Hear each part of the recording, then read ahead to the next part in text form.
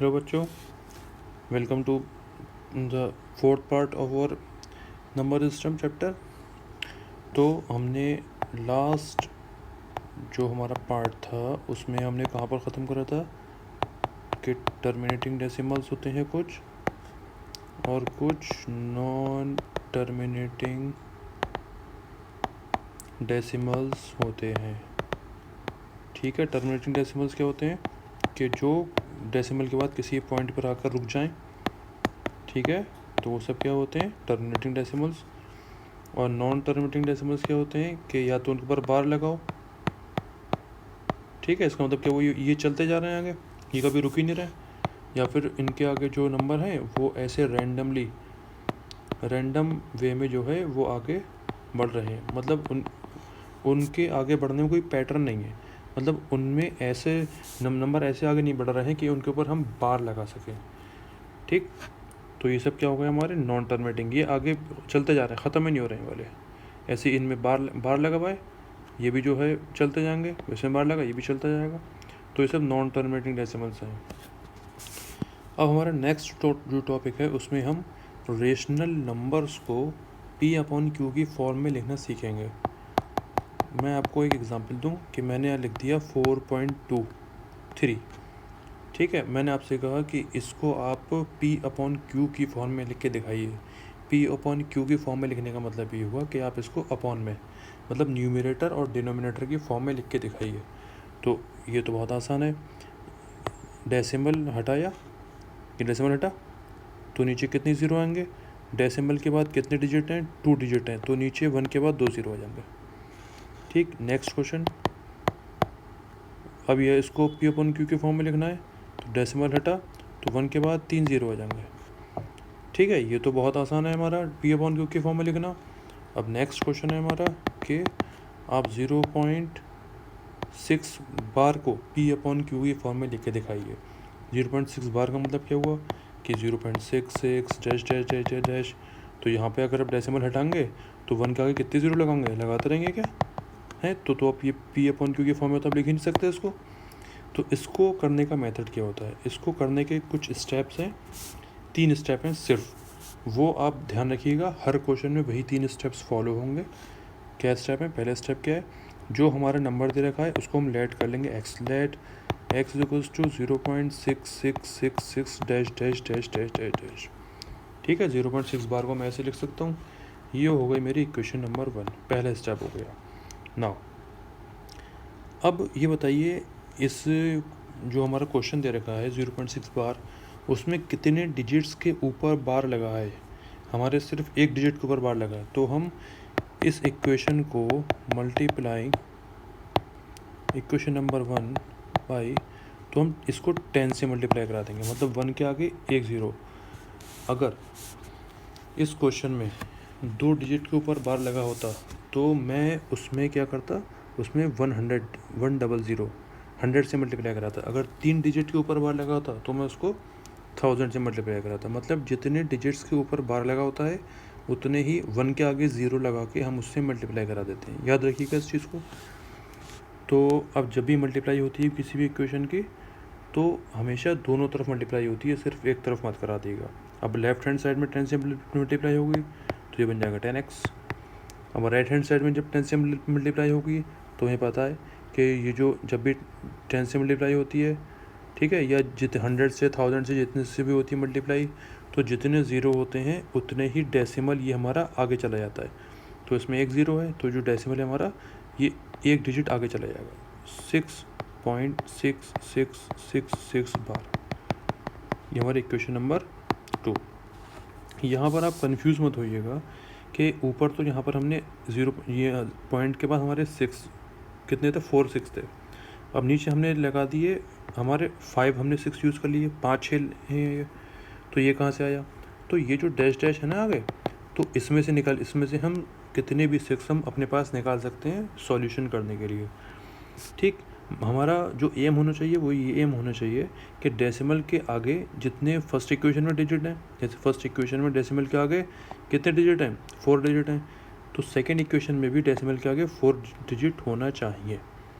ठीक है, ये बात ध्यान रखिएगा, बहुत इम्पोर्टेंट चीज़ है ये। अब हम क्या करेंगे, सब्ट्रैक्टिंग, ये हमारा थर्ड स्टेप है, subtracting equation number 1 from equation number 2। अब बस ये हमारा जो है लास्ट स्टेप है। इसमें हम क्या करेंगे, बिल्कुल सही से इक्वेशन नंबर 2 को ऊपर लिखेंगे, इक्वेशन नंबर 1 को हमने नीचे लिखा और क्या करा दिया, माइनस करा दिया इस इक्वेशन को। तो 10x माइनस एक्स 9x। अब देखिए, और लिखने का तरीका देखिए कि जब भी ऊपर लिखेंगे, सेकंड इक्वेशन ऊपर लिखी, अब जब फर्स्ट इक्वेशन नीचे लिखेंगे तो याद रखिएगा, जब भी प्लस और माइनस करते हैं तो डेसिमल के नीचे डेसिमल लगाना बहुत ज़रूरी होता है, अगर हमें अपनी कैलकुलेशन सही करना है तो। ठीक है, तो डेसिमल के नीचे डेसिमल लगाया करिए जब भी प्लस और माइनस करें तो। ठीक, मल्टीप्लिकेशन में कोई बात नहीं, वो अलग चीज़ है, उसमें चल जाता है, तो हमारा क्वेश्चन ठीक हो जाएगा। अब क्या करेंगे, इससे ये होता है हम एडिशन सब्ट्रैक्शन बहुत आसानी से कर सकते हैं। अब जब मैं आंसर लिखूंगा तब भी सबसे पहले मैं डेसिमल लगा दूंगा। अब यहाँ से हम जो है माइनस करना शुरू करेंगे, 6 minus 6 0, 6 minus 6 0, 6 minus 6 0, 6 minus 6 0, 6 minus 0 6, ये चाहे डैश डैश डैश लगा दिया गया।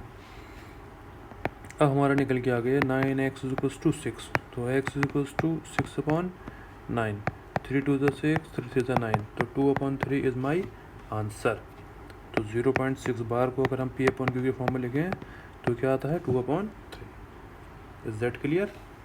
चलिए अब एक एग्जांपल और देखते हैं, उससे आपके बात और क्लियर हो जाएगी।